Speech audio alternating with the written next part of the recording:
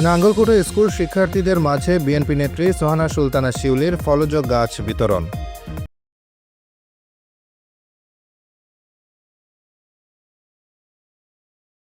কুমিল্লার নাঙ্গলকোটের ইসলামপুর উচ্চ বিদ্যালয় ও ইসলামপুর সরকারি প্রাথমিক বিদ্যালয় শিক্ষার্থীদের মাঝে শিহাব সিতাব ফাউন্ডেশনের উদ্যোগে ফলজ গাছ উপহার প্রদান করা হয়েছে।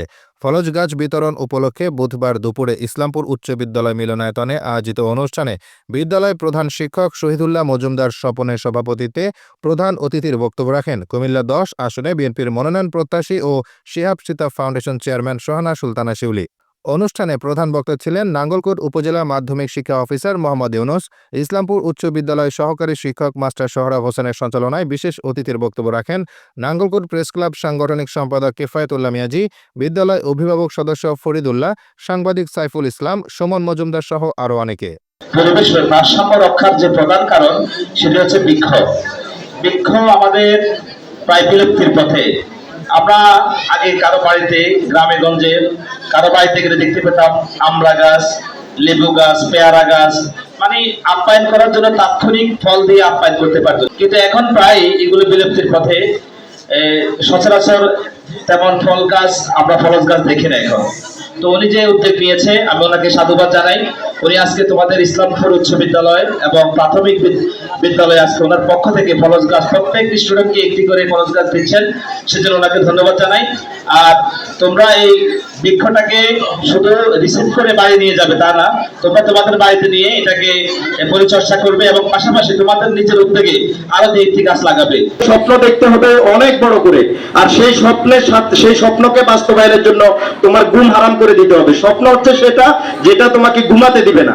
তুমি ঘুমাইতে গেলেও তোমার স্বপ্ন তোমাকে জ্বালাতন করবে যে না, আমি তো এসএসসি পাস করে থেমে যাব না, আমি ইন্টারমিডিয়েট পাস করে থেমে যাব না, আমি ডিগ্রি পাস করে থেমে যাব না, আমাকে অনার্স মাস্টার্স করতে হবে, আমাকে বাংলাদেশের প্রথম সারির একজন অফিসার হতে হবে, আমাকে প্রতিষ্ঠিত করতে হবে, প্রমাণ করতে হবে যে আমার বাবা মা, আমার শিক্ষক আমাকে ভালো শিক্ষা দিয়েছে।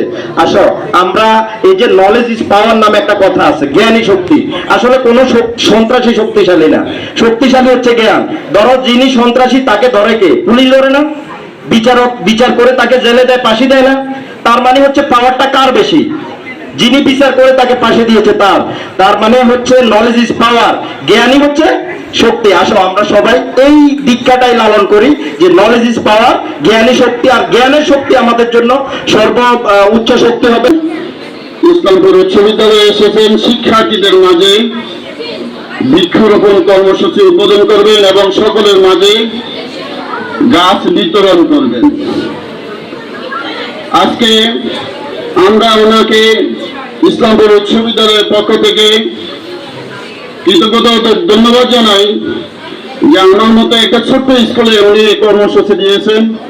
উনি এখানে আসার কারণে আমরা নিজেকে খুব ধন্য মনে করছি।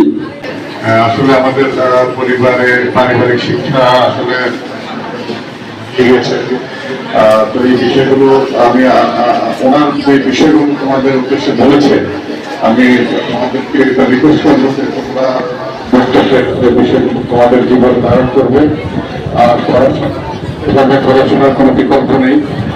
পড়াশোনা, তোমাদের পরীক্ষা চলতেছে, পরীক্ষা ভালোভাবে পরীক্ষা দিচ্ছ, আমরা আশা করি আরো ভালো করবে। আর আজকে যে উদ্দেশ্যে বৃক্ষরোপণের আয়োজন করা হয়েছে, আমরা জানি যে বৃক্ষ হচ্ছে আমাদের অত্যন্ত গুরুত্বপূর্ণ একটা কর্মসূচি। আমাদের একটা দেশের জলবায়ু যদি ভালো রাখতে হয়, আবহাওয়া যদি ভালো থাকতে হয়, আমাদের দেশের 5 ভাগের 1 ভাগ বৃক্ষ থাকতে হয়। কিন্তু আমাদের দেশের এই সুযোগটা নাই। আমাদের ছোট্ট একটা দেশ, আমরা জানি আমাদের দেশের জনসংখ্যা অনেক বেশি। তো সেই কারণে আমাদের প্রত্যেকের হচ্ছে যার অবস্থান থেকে প্রত্যেকের অনুষ্ঠান থেকে বৃক্ষরোপণ করা। আজকে আসলে আমার এত ভালো লাগতেছে, আমি তোমাদেরকে বুঝাতে পারবো না। তোমাদেরকে দেখে আমি আমার সেই ছোটবেলার স্কুল জীবনে ফিরে আসলাম। অনেক স্মৃতি, অনেক কিছু মনে করতেছে। আমার সাথে যারা পড়ালেখা করছিল, সহপাঠী, আমার শিক্ষকবৃন্দ, সবাইকে আমি আজকে অনেক মিস করতেছি। তো আমি মনে করি যে তোমার বাবা মায়ের ফলে যদি কারো স্থান থাকে সে হচ্ছে শিক্ষক। আমরা যতক্ষণ বাসায় থাকি ততক্ষণ আমরা বাবা মায়ের থেকে ভালো মন্দ, ভদ্রতা নম্রতা ওইসব কিছু আমরা শিখতে পাই। আমরা যতক্ষণ স্কুলে থাকি তখন আমাদেরকে আমাদের টিচাররা, আমাদের শিক্ষক শিক্ষিকারা, ওনারাই আমাদেরকে বিশেষ করে স্পেশালি লং টাইম যে সময়টা, বেশি সময়টা আমরা শিক্ষকদের সাথে স্পেন্ড করি, তো ওনাদের থেকেই আমরা বেশি কিছু শিখতে পাই। তাই আমাদের সবার উচিত শিক্ষককে সবসময়, শিক্ষক শিক্ষিকাকে সম্মান করা, এবং ওনারা তোমাদেরকে সবসময় যে পথটা দেখাবে এটা তোমাদের ভালো এবং ভবিষ্যতের জন্য। তো আমরা আমাদের শিক্ষা এবং আমাদের যে ট্যালেন্ট, আমরা ওটা দিয়ে চেষ্টা করবো যে নিজের পায়ে দাঁড়াতে, কখনো কারোর উপর ডিপেন্ডেবল হবে না, সবসময় চেষ্টা করবে নিজের উপর ডিপেন্ডেবল হতে। যে আমি এখানে আমার যে টাকা পয়সা যে ইনকাম গুলো আমার আসতেছে, এগুলোতে আমার গরিব, অসহায়, আমার আত্মীয় স্বজন, পাড়া প্রতিবেশী সবার অধিকার আছে। তো আল্লাহ তোমাকে দিয়েও দেখেন, নিয়েও দেখেন। সবসময় একটা জিনিস মনে রাখবে যে সফলতা যদি আসে, এটা তোমাকে আল্লাহ দিয়ে পরীক্ষা করতেছে যে তুমি এই সফলতা তুমি কোন কাজে লাগাবো, ভালো কাজে না খারাপ কাজে। তো সবসময় চেষ্টা করবে তোমার কাছে যদি 5 টাকা আসে, ওখান থেকে 1 টাকা গরিব দুঃখী মানুষের জন্য রেখে দিবে। তো আমার ছোটবেলা থেকেই ইচ্ছা ছিল যে মানুষের পাশে থাকবো, মানুষকে সহযোগিতা করবো। তো আল্লাহ আমাকে আসলে ওই তৌফিক দান করেছেন যে মানুষের পাশে থাকার জন্য। তারপর আমি আমার একটা ফাউন্ডেশন স্টার্ট করি 2014 সালে। প্রথম অবস্থায় আমার ফাউন্ডেশনের নাম থাকে সিরিয়াল ডোনেশন ফাউন্ডেশন। এরপর আমি ওটা চেঞ্জ করে আমার 2 ছেলের নামে সিরিয়াল সীতা ফাউন্ডেশন দিয়ে আমি স্টার্ট করি।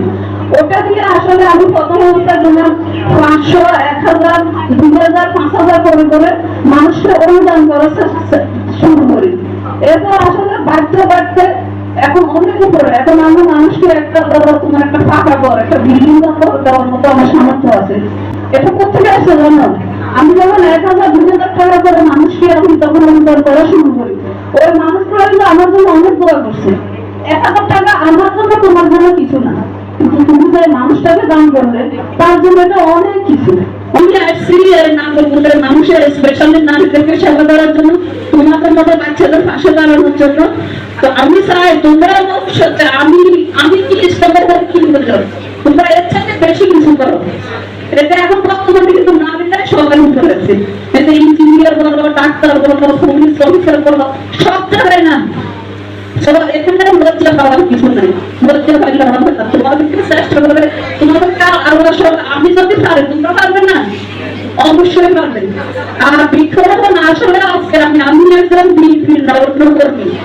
আমি আসলে এখানে কোনো আমি মনে করি যে আমি যারা আছে তাদের মতো একজন কর্মী, সাধারণ মানুষ, সবাই যেরকম মাঠে ঘাটে কাজ করে চলে, আমিও চলতে চাই সবার সাথে।